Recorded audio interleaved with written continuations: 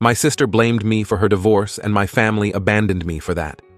3 years later, I see her working at McDonald's and she asks for help, but then I get to know this shocking truth. I, 28M, come from a family where my elder sister Marie, 34F, has always been the golden child. Our parents doted on her, giving her everything she wanted while often neglecting my needs.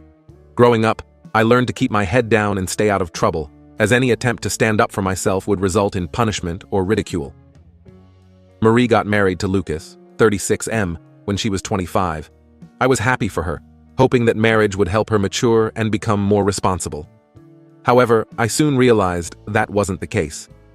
Marie continued her party lifestyle, often staying out late and coming home drunk. I overheard arguments between her and Lucas about her behavior. But our parents always defended Marie, saying Lucas was too controlling. About 2 years into their marriage, I started noticing signs that Marie might be cheating on Lucas. She would get mysterious calls late at night, hide her phone when anyone was around, and make up excuses to leave the house at odd hours. I didn't want to believe it, but the evidence was mounting. One day, I accidentally saw a text on Marie's phone from someone named L, talking about meeting up at a hotel. I was conflicted about what to do with this information.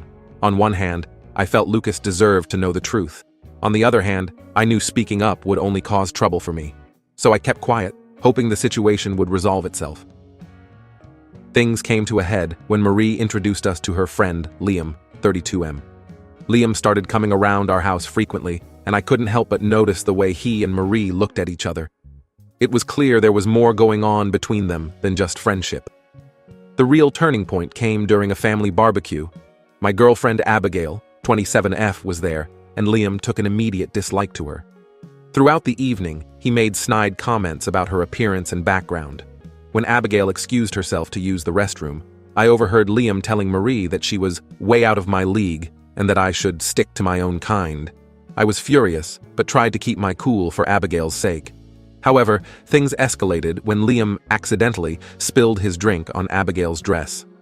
As she stood there, mortified and on the verge of tears, Liam laughed and made a crude joke about her now being in a wet t-shirt contest.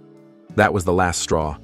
I confronted Liam, telling him to apologize to Abigail and leave. Marie jumped to Liam's defense, calling me oversensitive and saying it was just a joke. When I refused to back down, Marie turned to our parents, playing the victim as she always did. To my shock and disappointment, they sided with her, telling me I was ruining the party and should apologize to Liam. In that moment, something snapped inside me. Years of pent-up frustration and resentment came pouring out. I told everyone present about Marie's affair with Liam, showing them the texts I had seen on her phone. I even had pictures of them together at a hotel, which a friend had sent me after spotting them. The aftermath was chaos. Lucas was devastated, Marie was screaming at me, and our parents were in shock. In the days that followed, Lucas filed for divorce. Marie, instead of taking responsibility for her actions, blamed me for ruining her marriage. She cried to our parents, spinning a tale about how I had always been jealous of her and had made up lies to destroy her happiness. To my disbelief, our parents believed her. They accused me of betraying the family and causing unnecessary drama. When I tried to defend myself and point out Marie's history of infidelity, they refused to listen. My father told me I was no longer welcome in their house unless I apologized to Marie and retracted my lies. I couldn't believe it. After years of enduring Marie's selfish behavior and our parents' favoritism, I was being punished for finally standing up for myself and my girlfriend. I packed my things and left that night, with Abigail by my side, supporting me through it all. The next few months were tough. I had to find a new place to live and figure out how to support myself without any help from my family. Abigail was my rock during this time, helping me find a job and an apartment. We grew closer through this ordeal, and I realized she was the family I needed. It's been 3 years since that day. I've built a new life for myself in another state. Abigail and I got married last year, and I have a good job that I enjoy. We're happy, and I've learned to let go of the pain and anger I felt towards my family.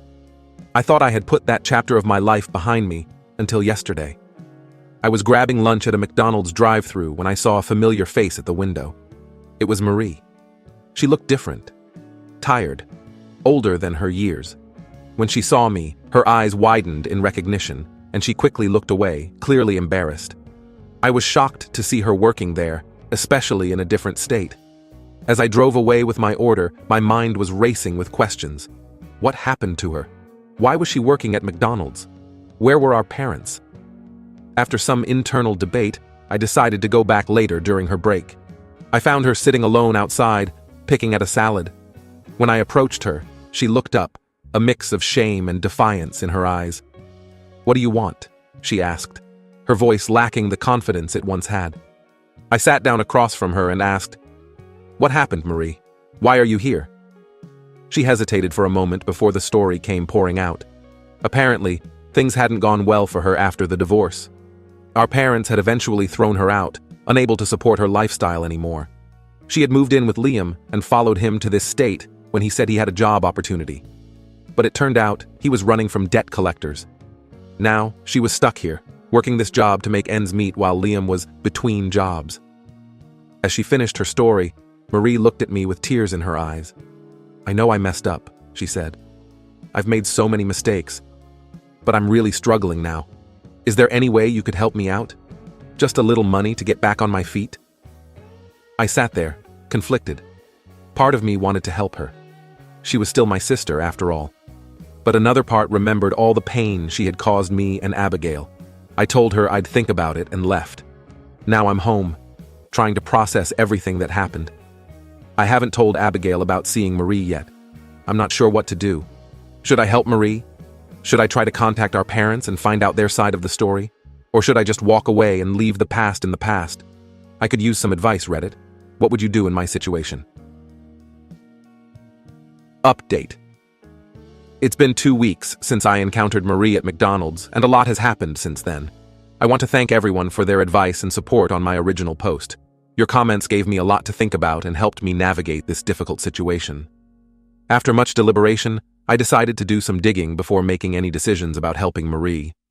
I reached out to some old family friends and distant relatives to try and piece together what had happened after I left.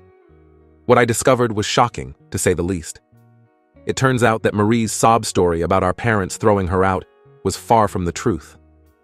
According to my sources, after I left, Marie continued to live with our parents.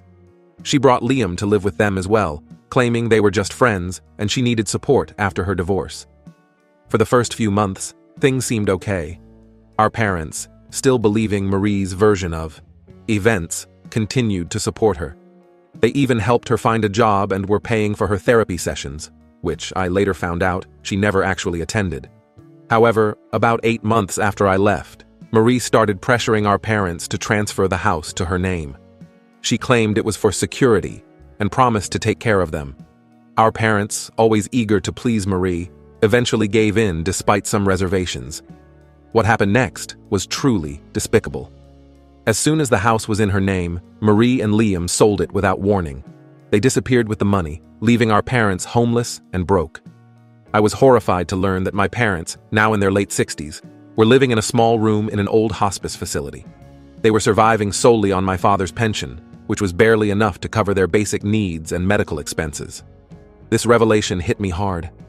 I spent several days processing this information, feeling a whirlwind of emotions, anger at Marie's betrayal, guilt for not being there for my parents, and confusion about how to proceed.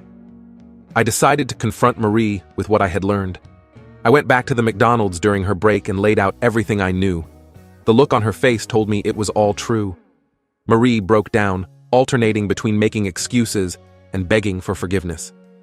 She claimed she never meant for things to go this far, that Liam had manipulated her, and that she was now trapped in an abusive relationship with him. While a small part of me felt sympathy for her, I couldn't forget the magnitude of what she had done. I told her I couldn't offer her any financial help, but I could give her information for local women's shelters and abuse support groups if she was serious about leaving Liam. She didn't take this well. Marie lashed out, accusing me of being selfish and unforgiving. She brought up old grievances, claiming I had always been jealous of her and that I was enjoying seeing her suffer. I realized then that she hadn't changed at all. She was still the same manipulative person who had caused so much pain in our family. I left her there, feeling a strange mix of sadness and relief. I had finally seen Marie for who she truly was, and I knew I had made the right decision in not helping her financially. Now, I'm faced with a new dilemma. Should I reach out to my parents? Part of me wants to help them. They're elderly and in a difficult situation. but I can't forget how they treated me, how they always chose Marie over me, even when I was telling the truth. I've discussed this with Abigail, and she's been incredibly supportive. She said she'll stand by whatever decision I make, but she gently reminded me that I don't owe my parents anything after how they treated me. I'm torn. On one hand, I feel a sense of obligation to help them. They're still my parents, despite everything. On the other hand, I'm afraid of opening old wounds and potentially inviting more drama into my life. I'm considering maybe sending them some anonymous financial help through a lawyer, without revealing my identity. But I'm not sure if that's the right thing to do either. I could use some more advice, Reddit.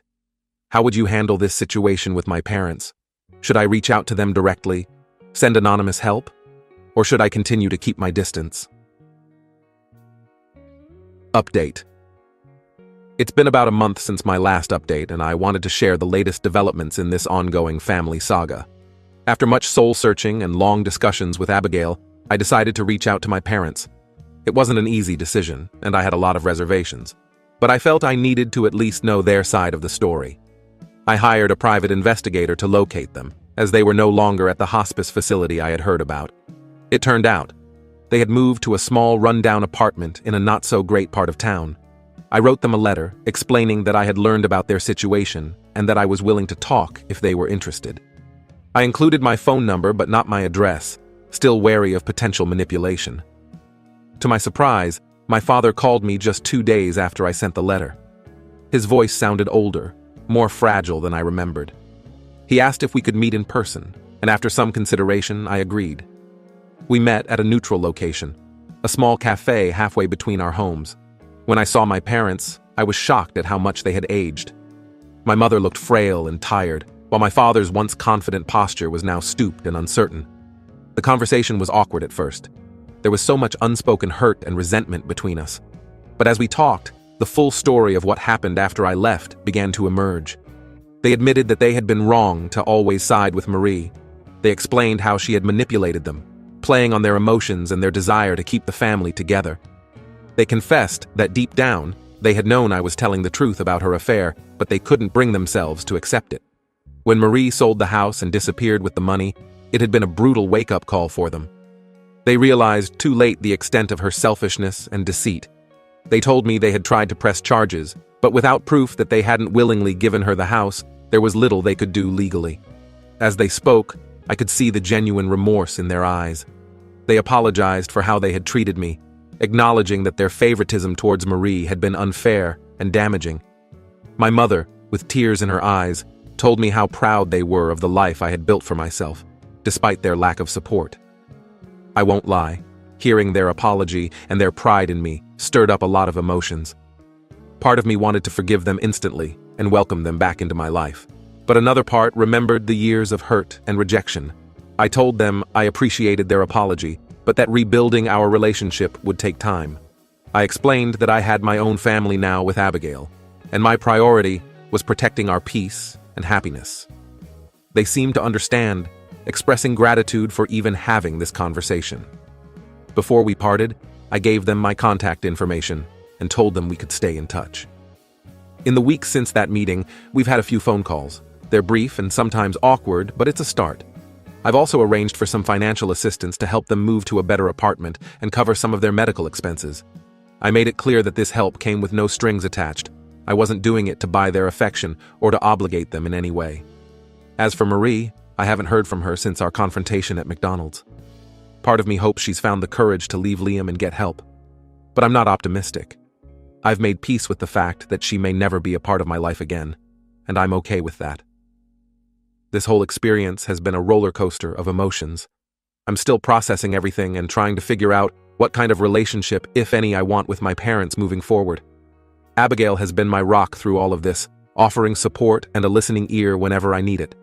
I'm not sure what the future holds for my family relationships, but I do know this. I'm proud of the life I've built, the strength I've found in myself, and the family I've chosen with Abigail. Whatever happens, I won't let the pains of the past dictate my future happiness. Thank you again, Reddit, for all your support and advice throughout this journey.